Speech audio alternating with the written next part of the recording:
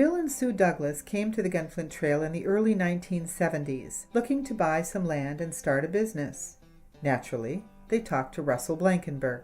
He showed them several parcels, but they kept their eyes on the prize, a property on Saginaw, and finally persuaded Russell to part with it. They learned the outfitting business from a season spent working at Seagull Outfitters for Janet Hansen, and in 1972 they opened Tip of the Trail Outfitters.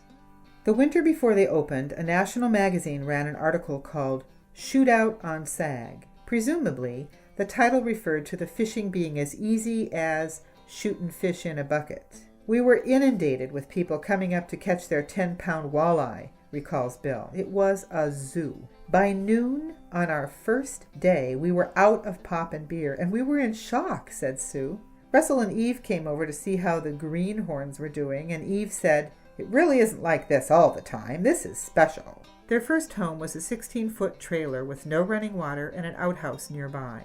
Sue jokes, "How many people can say they paid cash for their first home? We did. $500. Bill said, "Our families thought we were crazy, but it was the time of our young lives. There's still no place on earth we'd rather be."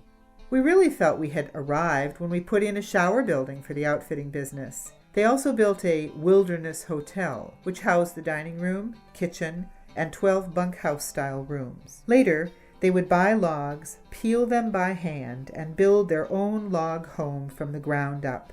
On the Gunflint Trail, whatever the weather, you deal with it. One year was known as the Year of the Poncho for relentless rain. Other years were drier and marked by forest fires. In the Roy Lake fire of 1976, mandatory evacuation orders from the sheriff gave Sue about an hour to pack up and clear out. Bill was out transporting firefighters. Neighbors showed up with big trucks to haul their equipment to safety, help tie the canoes together and sink them in the bay, and even to tow away their trailer home, which would have been a more successful effort if Bill hadn't taken the wheels off. "I thought for sure we were done," said Sue.